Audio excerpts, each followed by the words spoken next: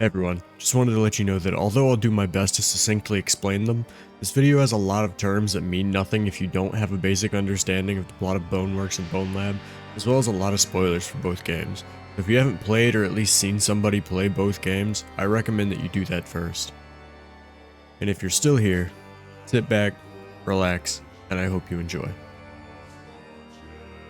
At the end of Boneworks, we learn that the player character Arthur Ford has succeeded in transferring his consciousness into the incomplete MythOS, a VR simulation able to generate infinite instances of virtual space. Basically, this is Monogon's equivalent of the metaverse, if you're familiar with that. After playing through the final chunk of the game, we enter an isolated chamber called Chamber O2, and the game plays a real-life cutscene of mercenaries breaking into Ford's safe room before somebody, presumably a Monogon exec, draws a pistol and deals with Ford, and then the footage cuts off. This would seem to be the end of Ford's story along with the end of the game, until you remember that you, the player, are Arthur Ford, and your game doesn't end. In fact, you're still free to walk around and explore the chamber you're in, although there isn't too much to look at in here. All this to say, Ford isn't dead, or at least not completely. Although his physical form is almost certainly deceased. After all, we just watched him get rapidly disconnected from existence. We, as his newly digital consciousness, are still very much alive. But unfortunately, after the credits finish rolling, the game ends and there's nothing left to explore here. Enter Bone Lab, an indirect direct sequel to Boneworks. The game opens with us, the player, on the wrong end of a noose in the gallows of medieval fantasy simulation inside of MythOS called Fantasyland. The immediate question that we have to ask here is, who are we playing as?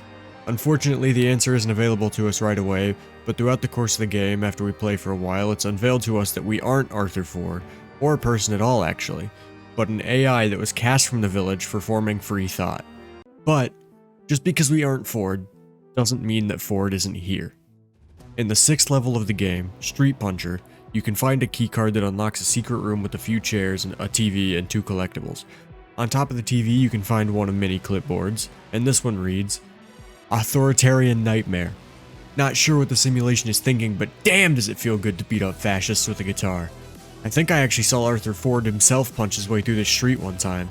It was hard to tell, but I swear it was him. He had that glint in his eye and he moved in that way. Clashing, 'Oh, what up, son?' when fists collides face. I hope this is a taste of what's to come. Let's rock."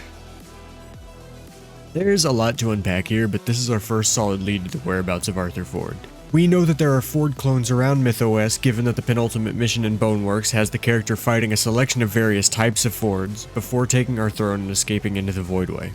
However, I don't think that the Ford our clipboard employee was writing about was a clone, for one reason. The employee says that he moved in that way.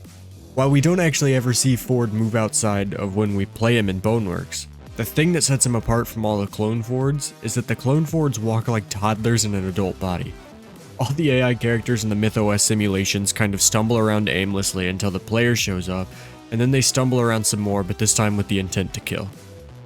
The Ford clones are no exception, and if I were an employee who worked around the doofy AI people all day, and I saw this Ford blast through this level, the way Arthur Ford moves would be one of the first things that I'd notice, because it's such a far cry from the usual movement of these characters.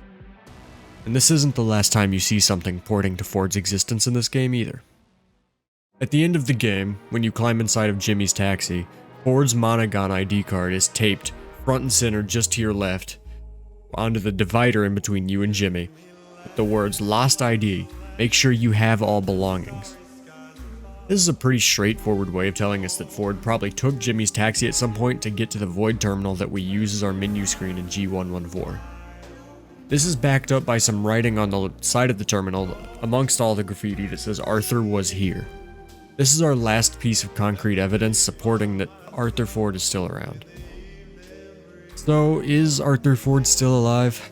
I can't really say for sure, but I think he is. Especially given that he's nigh immortal in his digital form.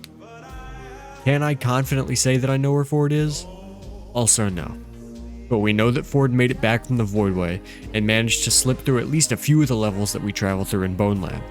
And I do feel confident enough to say that I don't think this is the last we'll see of Arthur Ford or Monogon as a whole, because his story seems too open-ended and I don't think the story of MythOS closes here. But until Stress Level 0 makes another Bone game, we can't know. Until then, all we can do is speculate. So if you enjoyed this video, be sure to like and subscribe, and definitely hit the bell because this is the first of many Stress Level 0 videos that I'll be making. And I also have some other stuff in the backlog, so even if this wasn't your groove, be sure to keep an eye out for other videos I upload in the future. And with that, I bid you all farewell.